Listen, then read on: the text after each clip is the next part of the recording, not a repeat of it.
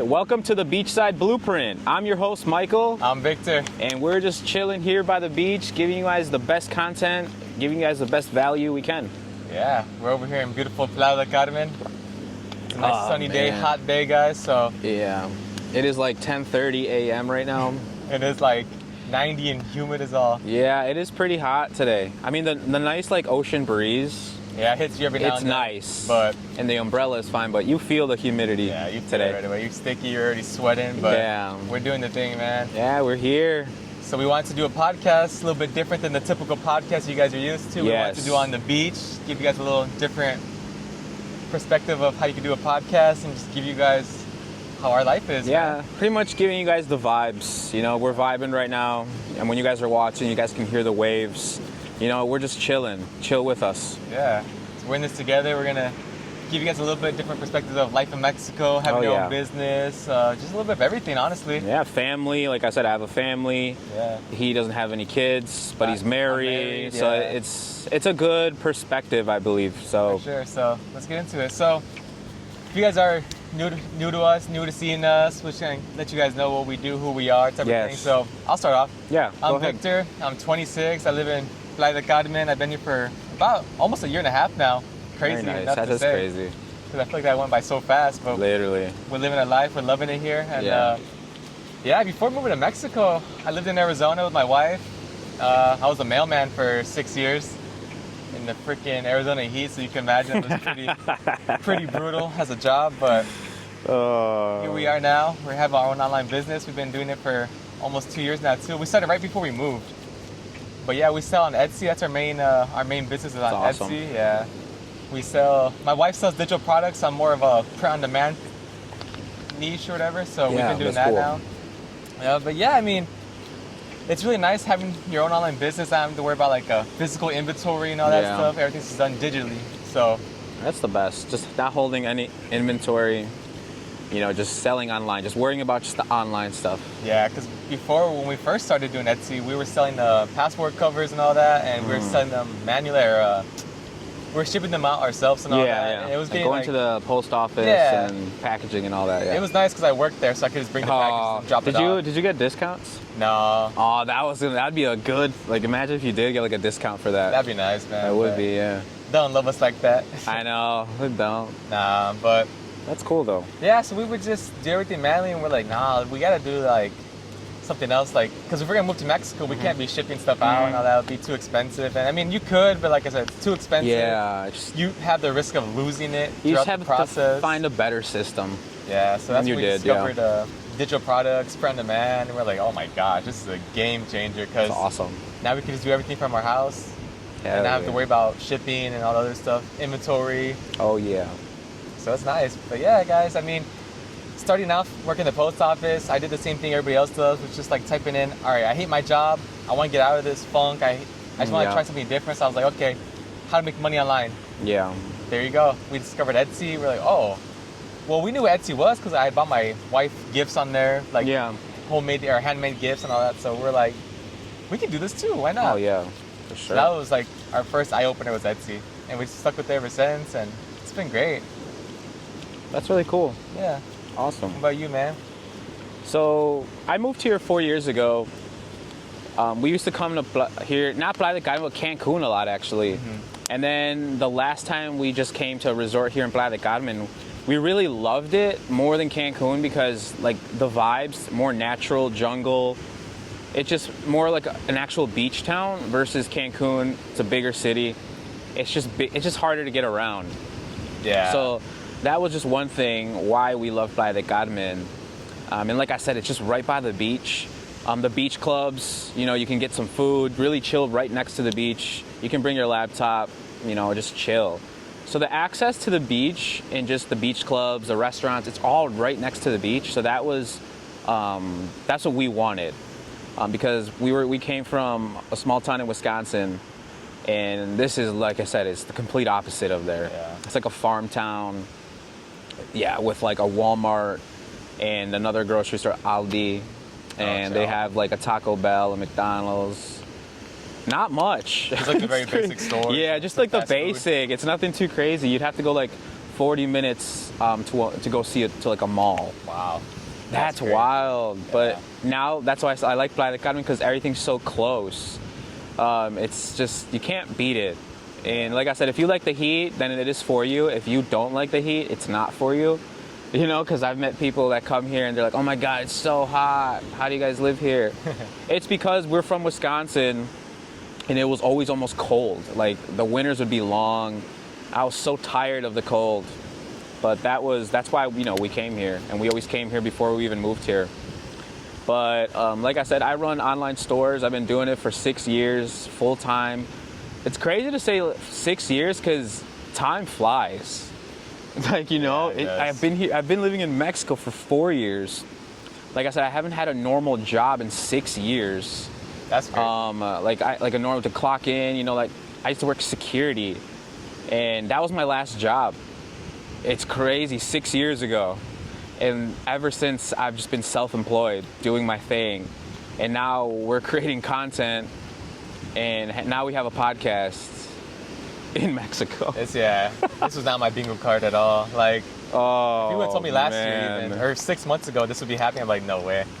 I mean, it is wild because I was just talking to my fiance Danielle, saying, I was like, could you imagine our life right now? We're living in a different country in Mexico with now our kids. You know, my son's gonna be born here in Mexico. He's gonna be from Mexico. And we're just living this life. Like, we don't have jobs, like normal jobs, I guess. Yeah, that's and crazy. She's a stay-at-home mom, and like, you know, she does whatever. And it's just a wild thing to really think about. Like, you really have to, I don't know, I try to be grateful every day and really practice gratitude, because it's crazy what you really can do if you just believe in yourself and that like idea that you have, and you just really go all in. Because I mean, the worst thing that can happen for both of us is, we just go back to doing what we were doing. Yeah. Like, you would just go back and do the post office. I'd go back, probably do security. But if we were there, we would still be working on another business to get out of there. For sure. So, like I said, the worst thing that can happen is just to go back to our old situation. Right. I mean, and for a lot of people, like, you already saw yourself doing that job for your whole life anyway. So Exactly. Like, so you're just going. The worst. So that's going back to normal life, I guess, right? Yeah. That's crazy. And that's the worst case scenario right now. It's like, okay, how bad is that really? You know? Right. You might as well go chase your dream, because the Right. worst case scenario, you just go back to the normal job. Yeah.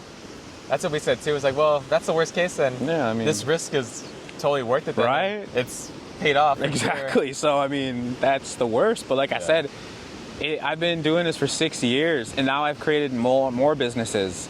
The whole content creator side has opened so many different ways to monetize affiliate marketing. I have my program, content creation. You get paid also with brand deals, things like that. Like, I've gotten to stay at hotels and stuff, or try food, as long as I just make a video.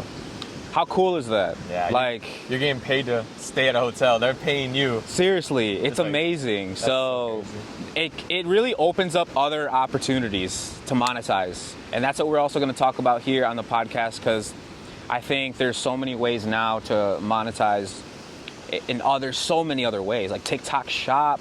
Yeah. I was actually on a call with someone who bought my program yesterday, and she was telling me she had a TikTok Shop, but she would make like homemade bracelets. And I guess she followed a trend of like a blue and red bracelet on TikTok, whatever. She made a video about it, and then the next day she made like $1,300. Yeah. She was like, oh my God, how am I gonna fulfill all these orders? Because she's the one who just makes them. Right. But just the fact that people can randomly do stuff like that and make a lot of money, I mean, the options are there. It's just a matter of putting it out there. Yeah, for sure. And it's only become bigger now that social media is taking off. The internet's going more crazy. So, I mean, it's just the beginning of a crazy future of online. For sure. Online anything, you know? Dang, online is it gonna rain? Yeah, I felt a little raindrops right now. There's literally just One a rain dark cloud. cloud. Yeah, one dark cloud right here. That's crazy. I was about to say a name, get away, but I was gonna say. But this is the reality. We're doing a podcast outside. Things are like this are gonna happen. You know, Mother Nature's gonna take over sometimes, and that's okay. Yeah, like more real time. Maybe, like I said, when people are walking, maybe someone will ask what we're doing, and we can bring them on real quick and ask them, hey, how do you like Mexico? So that's something that would be cool. Yeah, And I for think sure. we'll do once we're more comfortable, you know. Yeah, 'cause we're still getting used to this whole Still getting used to the creating setup. content and doing a podcast. Oh, man. It's similar but different, man. It's We got to talk about starting a podcast. starting podcast. You have yeah. to. Yeah, So it's just crazy how that all came up. the process, so the idea sounds great. It sounds like a genius idea, right? But sometimes we don't know the logistics of like a setup, you know, where the mics, the camera, angles, even editing, you know, Yeah. editing it. Because like I said, he's been editing it, and like I feel bad because I also don't want him to just edit everything. So we're like, all right, how can we make this easier on ourselves? Maybe we can hire someone to edit for us. You know what I mean? So we just focus more on the content. But I think it's been great. I think we're a great team, and we both really want it. And we, like I said, we're here. What is it? Today was Wednesday, and we're just trying to get this going. Yeah, Wednesday at 10 in the morning. We're doing it. Yeah. I mean, this is our first episode, but this is like our fourth try making the first episode. Yeah, more than fourth try. We had to take so many takes just because, like I said, we really wanted to get the setup spot on and something that we both liked. The Yeah. quality was a problem. Yeah. We had issues with quality, mics. Also me uploading stuff, like it just took forever. Things were just not going how we want them, but we just had to be patient and you know what, really believe in this idea and know it's gonna happen, and that's why this is episode 1. For the fourth time. For the fourth time, but this is To you guys, episode 1. episode one. Yeah. But we just want to keep it real with you guys, you know, in case you guys want to start a podcast. Yeah, I mean, it just shows that everything's gonna go your way, and that's fine. Yeah. You know, just gotta overcome those things and Yep, we're adversity. still- never give up. Yeah, Never give up. Here we are, the fourth time doing this, and I still love it. I think it's Me fun. too. I just think it's fun. Yeah, that's it's why fun. like we do it. I just think it's fun, and like I said, we love making content too. We love looking back at the clips, and just we were saying, oh, we can't wait to show you guys because there's a lot of good value, and I think also I'm gonna try to be as vulnerable as I can too, because I know it'll help people. You know, especially with the content when people watch. I remember watching content like that. When people are like vulnerable and just being like their true selves, I respected that, and I like kind of followed them even more because of it. Yeah, I mean, that's a big thing too. Is 'cause I feel like a lot of people feel like people can't relate to them. Yeah. And it's like, oh, I just feel like only I'm going through this, or only I've been through this. But no, you're not alone. Like there's hundreds or millions of people, that have been through similar situations, but they just don't talk about it. But the cool thing is now about social media is I've seen a lot now, especially on TikTok and all that, is people have gone through similar situations, but they feel alone. But now that people are sharing that, doing awareness about that, all that, you can relate to people, and that's so awesome. So being able to do that is just really nice. La. There's the Popo pulling up on us. Yeah.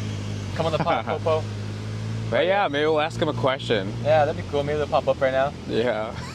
That'd be hilarious. Wouldn't be the first time. It's cool. He just waved at us. Yeah, he's being cool. I tried to record my glasses. Oh, What he yeah? called. Yeah. Something cool about the police here is they have really nice, not quads, what are they? They are like almost, I call them dune buggies. I don't know, just something. What are they called? Like, in Arizona, I always see them, but I forgot what they're called. Razors. yeah, like those razors. really, I don't know even know what to call them. They're off-roading vehicles, but they're super off-roading. nice. Super nice. So they just drive around the beach, make sure everything's good, nobody's being sus and all that. So it's really nice to have that. Yeah, it is nice. I think people get scared about that. They're like, oh, why is there so much police or military? But it's like, no, they're here for a reason. Like, they're trying to keep everything nice and good. And I think so too. Yeah, I just feel more secure, I guess. Yeah. Because I mean, I've been pulled over here. I never got like extorted. I never got like anything like that. Honestly, I never got a ticket. I got pulled. I've been pulled over like 2 or 3 times. And we like got pulled over. And we just got well, not right now, but the other, I think, what was it? Last week or a week ago? Last week we got ran up on because we were parking to like do this, and we were like putting our gear on, getting the chairs and everything, and then all of a sudden the cops come, and they just like get out of their car, and we're like, oh shit. And then he shook my hand and stuff, and everything was cool. He was nice, and he was just saying there's like a lot of like smash and grabs like where on this beach side lately. So it's more in the jungle, so it's more like in the jungle, more out here. So that's what he was saying. He was like, we're just like making sure everything is, make sure everything's safe, everybody's safe, you're aware. That's our car that we're by. Yeah.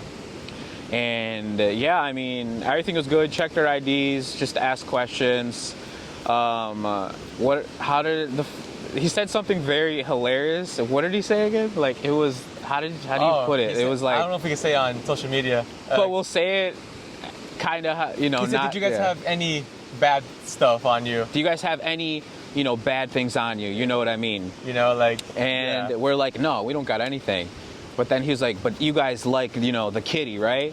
The kitty. And we're like, huh? Like, what do you... Kitty? We were like, you know what? But he's like, sure. you know what I mean? Like, then you were like, you know what? Hell yeah, we do. It's like, disagree with the because cop, he's like, it's like one of those cops where, he's a man's man, right? Yeah. He's like a big, he's a machista, they call him here. So then when we're like, yeah, we love the kitty. And then we were all just laughing, and it was kind of funny. And then, like I said, he just let us go. Yeah, it's like, well, he's cracking jokes, he's being cool. We'll just roll with it, man. Why not?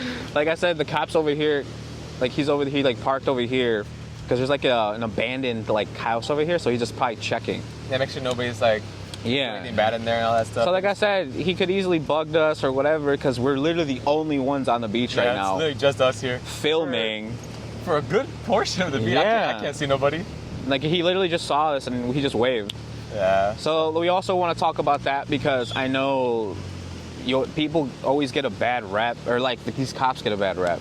Yeah, for sure. I mean, does things happen? Sure. I'm sure there's one in a few that aren't great and they don't, they're not doing their job right, all that stuff. Yeah, but that's the USA too. When people say, I was like, I don't really trust cops anywhere. Yeah. To be honest, I just don't. Like, I'll be nice and stuff, but like I said, if they're rude and stuff, then I'm like, okay, I'm not going to deal with stuff like that either. But like I said, there's always a bad apple. There's good cops, bad cops. You can't really assume everyone's out to get you. Yeah, you see so many stories in the U.S. too about that too. You're like, oh my gosh, what are they doing? Yeah. But that's anywhere you go, like we just said. So yeah, anywhere. But yeah, guys, we do want to talk about a lot of different stuff on this pod. We just, like we said, life in Mexico, business. I think a big thing is life in Mexico, just because we live here and we're very fortunate to be dual citizens and all that. Yeah, it is great. And we came here by choice. We weren't like forced to come. We didn't get deported. And all that stuff. Like, yeah. I always get. Sometimes people tell me like, "Did you get deported?" Or I know. I guarantee people probably think that. Probably people think that we just got deported because it's such a trend right now. Yeah, people, immigration and just coming. It's happened to a lot of people, and we feel for you guys. Sucks. Like we know. Oh, we know for sure. We know you guys are going through it, but yeah, we know you guys will come back stronger than ever. You guys will. It's a small, what do they call it? Like a small... It's like a small setback for a greater comeback. Exactly. But this is the thing. Not everyone does that. Because like I said, my dad got deported.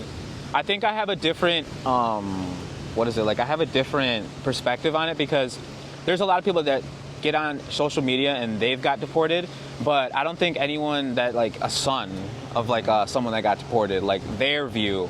Yeah. Especially like mine, where my dad, like I said, he really didn't create anything. When he got here, the whole plan was to like send money so he can build a house, get the property, but he didn't do that.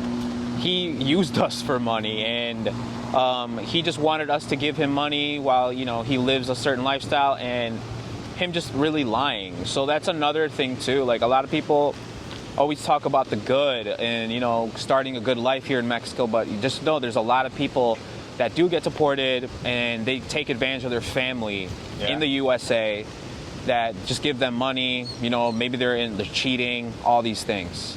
So that's just a good twist because you guys need to see the other side as well. Sure, yeah. I mean, we'll get into that too in For sure, episode. Yeah, we'll definitely talk about that story and all that stuff because it is a reality. It's happening and it happens to a bunch of people. Yeah.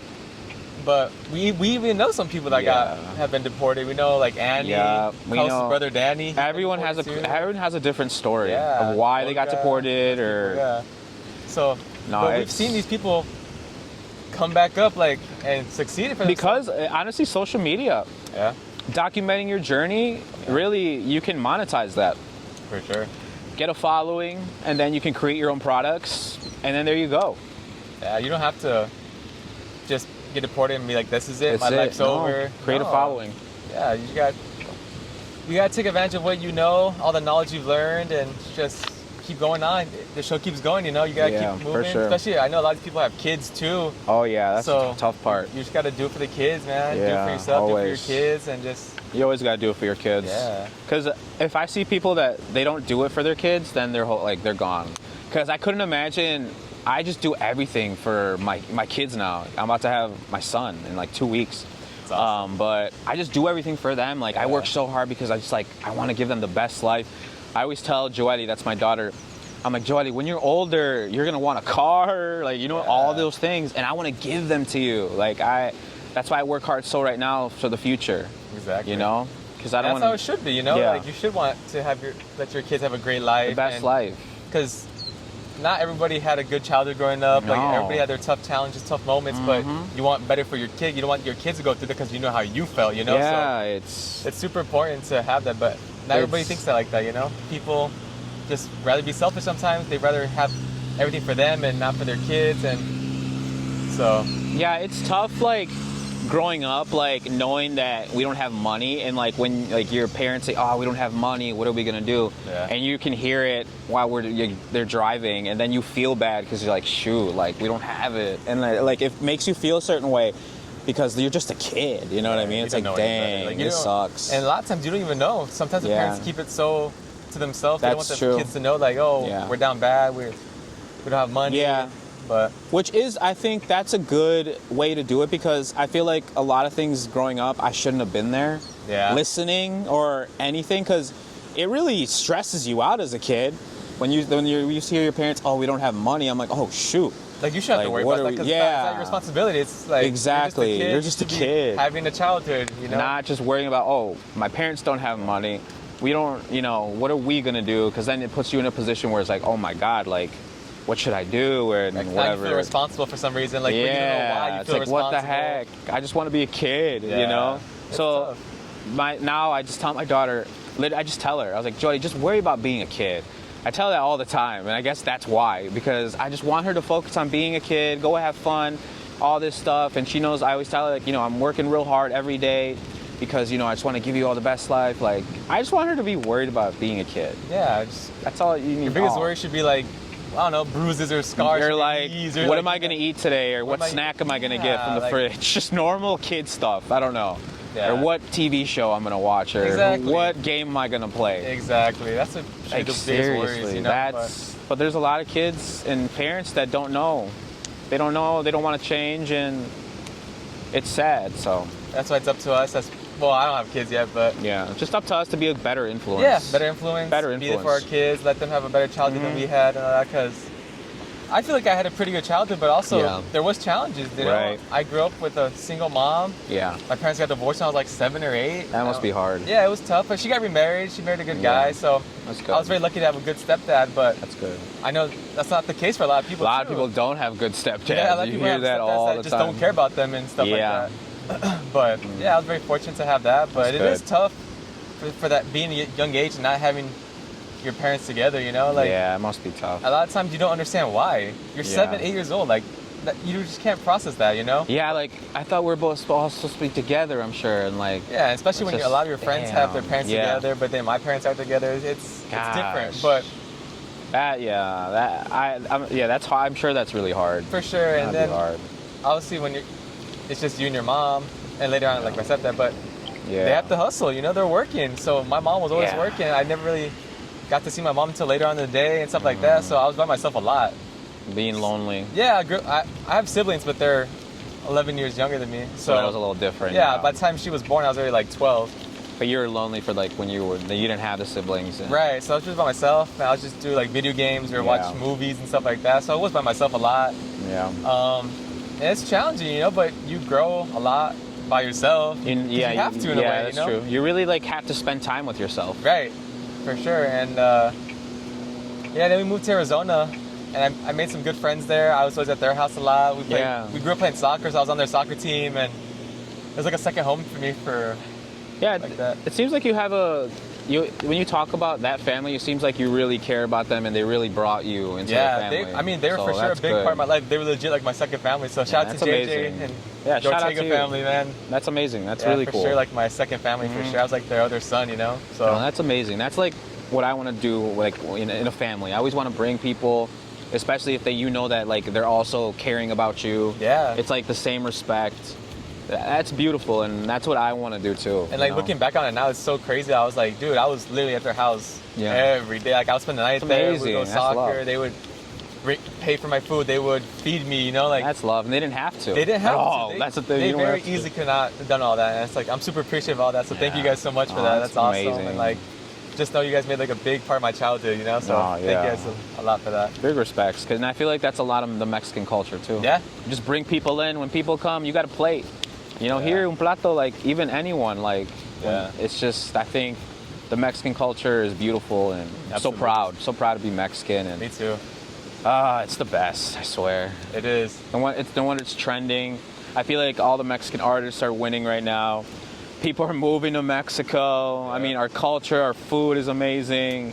Seriously, it's like, fuck, we're fucking amazing. Yeah. You know what? We're fucking dope, man. That's what we're doing, this guys. Like, we want to show you love guys it. what it's not like the news, man. Like, this country is beautiful, beautiful people, food, culture, history, all the above, man. You saw literally a cop drove by, like in their little, I'm gonna call it the dune buggy, and he just waved at us. Yeah, He just patrolled quick and left. yeah. You know what I'm saying? You don't see that on the news. Nah, you just see people getting harassed or. Yeah. It's just one-off situations. Like, Gosh. the stuff happened, yeah, we said it before. Stuff does happen, but it happens in the U.S. too. There are bad people everywhere. Yeah, and like, we just want to say, like, this is why we're making content. We want to show you guys Mexico, and we see it so much too. Well, you guys live in a beach town. Okay, that's just us. We live in Playa del Carmen. Okay, what about Angel? He lives in Durango. Yeah, he what lives in about Durango. Carlos? He lives in PV. What about all these people? People live in Querétaro, Mexico City, Puebla. Puebla. You know, so it's There's like, so many creators that you can watch right now in a lot of different states in Mexico where you're going to be like, oh. So, like, what do you have to say now? I feel like more and more content creators are going to make content in Mexico. And now the whole world's going to see Mexico. Oh, it's not that bad, which is why more people are coming back. Exactly. So that's what's happening. It's not just these beach towns that are just safe. No. No, there are people everywhere, you know? So, And I feel like the people who say that literally come to Cancun, Playa del Carmen, or Tulum and just stay at the resort. yeah, they don't leave the They don't resorts. even go anywhere, but they say that like they know. Yeah. No, you don't know. You don't know. No But it's idea. okay. We're here to show you guys what it's really We're like, here. and it's beautiful. We know it's Yeah. beautiful, so Yeah, not every day is all-inclusive resorts, just going to a pool, doing the little water aerobics. That's just not real life. not the water. But that's aerobics. all some of you guys know. And the fact that you guys know that, but then say things about a beach town is wild. Yeah. Now that we've lived here, like I said, now that we I don't know, just know the whole role. Like for me, there's grocery stores, normal people working, normal jobs. It's just a normal life here. You can really make it a normal life. Yeah, easily. Yeah, it's not like I And said. honestly, where we live, it's literally like 2 streets that are really touristy. Yeah. The rest are just normal neighborhoods. Yeah. Like, I think it's a big misconception people have It's about such Playa a- specifically. It's not just that area. The Playa is huge. If It's you honestly, huge. because when I'll drive, the thing is, I don't live too close to the tourist area. I live more in just a different neighborhood. And like I said, even over there, it's just normal family just walking their dog, whatever. And there's no tourists walking around. But then I drive even further, and it's just really normal houses, normal people. You know, there's just so much more out here than the freaking all-inclusives. Oh, yeah. Really. Absolutely. Good people. Yeah. Just making a living, honest living, you know, being Yeah. just regular people, like you said. And a lot of people from Mexico come here because there's a lot of work. You know, Right. tourism. You can make a lot of money with tourism. A lot of people from Puebla, Mexico City, I've met that just come here for the work, construction. There's so much money to make here too. Yeah, for sure. I think I don't think a lot of people understand that. I think they get mad. Whoa, you guys are taking over all the jobs and gentrification and all this stuff. It's like, bro, people from other parts of Mexico are moving here Yeah. for a better life. Yup. And we're Mexican too, by the way. So Yeah. it's not like We're not. Yeah, like I said, we're citizens here. We're literally so what else do citizens. you like? We're Mexican. You can't say Yeah. shit anymore. Like some random person, we have the exact same rights. We're exactly the same as they are. Like, Yeah, we're I think not. it's kind of crazy when people say that. Yeah, we're not like at all like, gringos. Yeah. Like the white people. I have no problem with white people. I love white people. Let me Yeah. just be honest. But that's like what the status quo, or like what it is. They kind of put us in. Yeah, I feel like, they which do. we're not at all. Like we're citizens. And it's like, well, you make USD. I mean, so do a lot of people here. It's But a this is tourist town. But this is a thing. Another thing. What do you think the people like my dad who crossed the border from Mexico to the USA? They're making USD and sending it back to Mexico. Yeah. So what's the difference there? They're Exactly. bringing the money here regardless.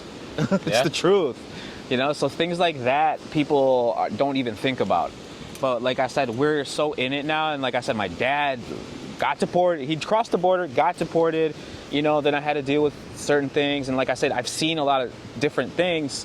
Like I said, there's so many things like I've witnessed, like we were just talking about, which we'll talk about maybe another episode or whatnot. But we just know so much. And when we see these comments from people, like I said, who stay at the all-inclusives, they say just the dumbest things. Yeah. It's like, wait, what? You're just talking out of your butt. So Exactly. I don't and know. It all goes back to one thing is the news.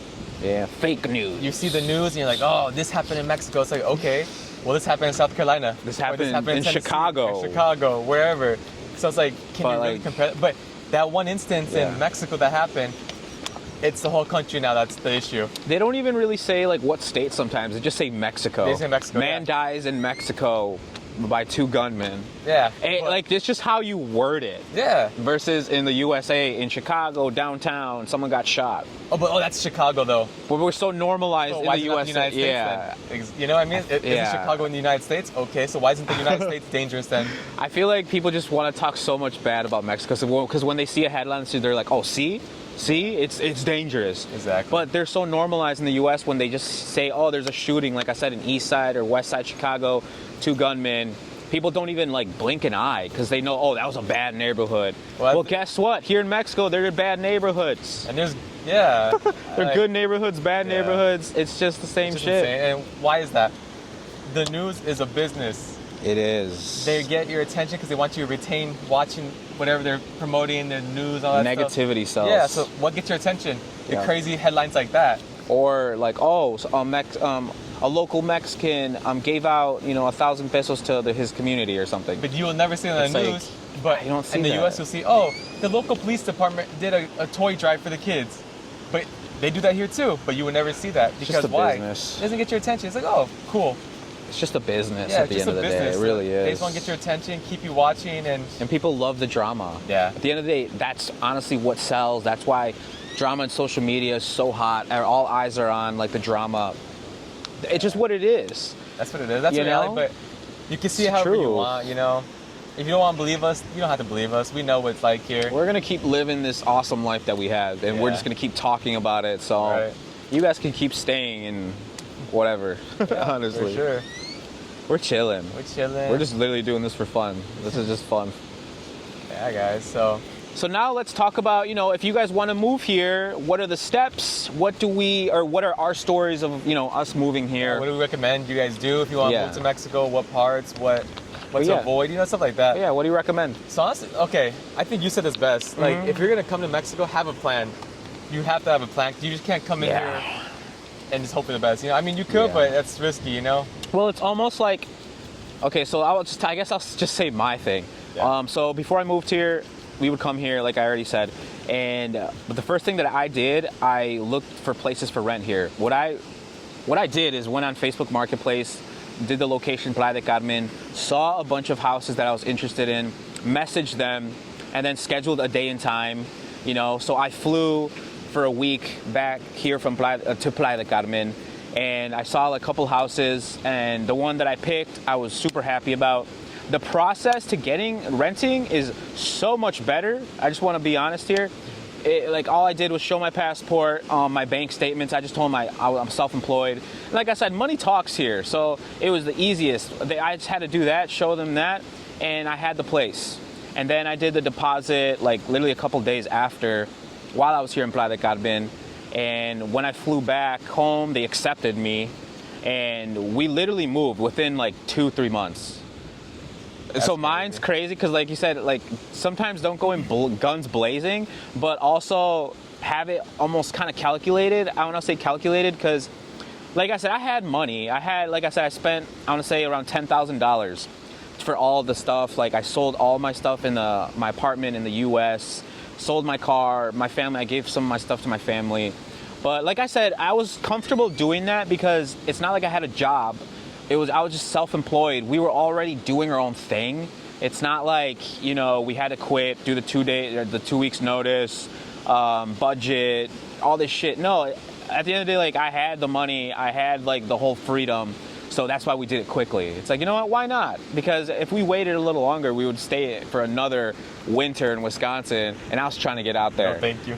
So that's why I did it so quickly. And on top of that, we found a fully furnished home, so that saved so much time, you know, to get the big stuff like the couches, the beds, the headache. Yeah. So I'm like, we just moved here, we had the beds, the couches, everything. We just had to get the pillows, blankets, you know, just the things. Easier. Yeah, that's easy. We just went to Walmart. They have Walmart here, so you guys know. So the process was honestly pretty simple. We rented a car. We just, you know, wanted to get a feel for things. We lived next to a grocery store, which is why, like, I picked the house that we were in. It all worked out. So that's kind of my tips of, you know, if you want to move here, do kind of follow my journey. Yeah, if you, like I said, if you're self-employed, or if you have like that flexibility, because like I said, you have a normal job and, you know, you have a budget. I don't think you should move in 2 months. Maybe you should think about it more and do all that. But I only did it because I had the means, the freedom. So I know a lot of people don't have that right now. And like I said, my situation is completely different. So I can only speak about mine. Yeah, for sure. I mean, for sure I have a plan. I think at least have 6 months worth of expenses ready to go, just because it could be a little bit hard in the beginning to get a place and all that. Yeah.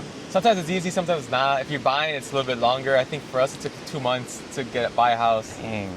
Oh, yeah, that's right. He purchased a home here. Yeah, I bought a house here. We landed January 28th. The 29th, we started looking at houses, like, right away. And I think the first day or first 2 days, we found a house we liked. We put the offer in. We went the whole process with the lawyers and all that stuff. And it was easy, but it was also hard because it's a long process. They move slow here. And that's one thing about Mexico is they Everything just take moves slow. it easy. They're chilling, you know. It'll get done eventually. Yeah. So I think it could have been a little bit faster. But And it's in a different country, so it's like that alone, too. It's like... Yeah, and we had to get, like, more government stuff. We had to get, like, our RFC and all that stuff. So I still have to get go that. through SAT, which is like the tax thing and all that. I have to get all that. It's a bit of a headache. I want to get a house. I'm only renting right now, but I want to buy a house, so I got to get all that still. The RFC, the tax thing. Yeah, the RFC, the ENIS and all that stuff. Yeah. It's like your voter card. It's a lot. But you got to do it. You have to do it, yeah. I mean, we did it. That's good. Our realtor really came in clutch. She helped us, like, learn how to do it because we didn't know idea. And then another thing, too, is, like, when you go online, the requirements are never the same for what they want in person. Really? Yeah, that was something we struggled with, too, especially at the consulate in the U.S., too. They're like, we would call them, like, hey, what do we need for our dual citizenship? And they'd be like, just go on the website. The website's, like, outdated. It's from, like, 2018. Oh, yeah. You're like, I've been to these outdated ones, too. Yeah. So we went the first time to the consulate in Phoenix, and they're like, where's this? We're like, we didn't say that on the website. They're like, no, you need this.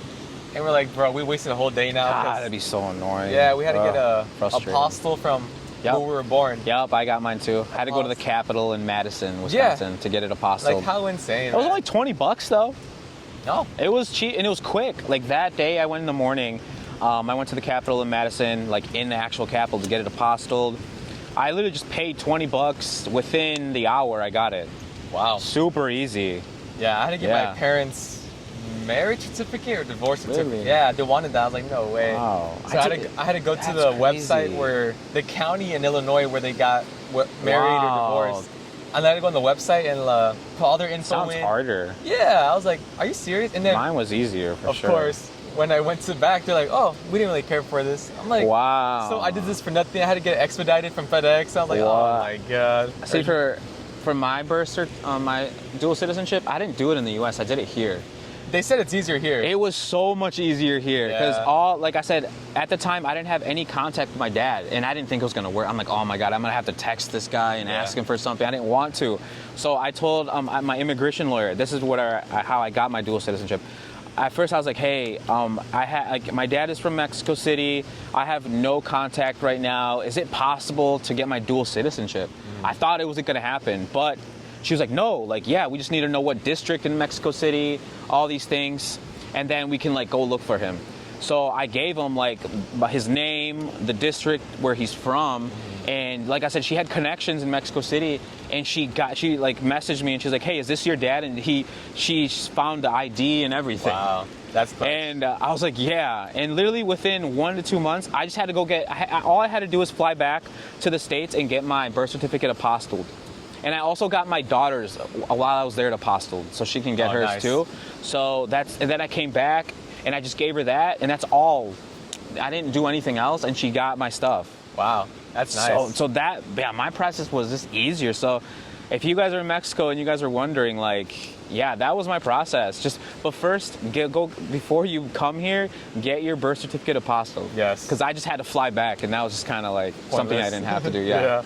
No, yeah, for sure. And I guess for us, we lived in Arizona, so it was really possible to go across the border and just get it done there. But yeah, if we drove to Mexicali or whatever, that'd be like 3.5 hours, and I don't want to drive 3.5 hours and be like, oh, you need this, and I was like, oh, we wasted 3.5 hours driving for what? Now we have to go back. That'd make me mad. So I mean, I guess I had to do it that way. Yeah.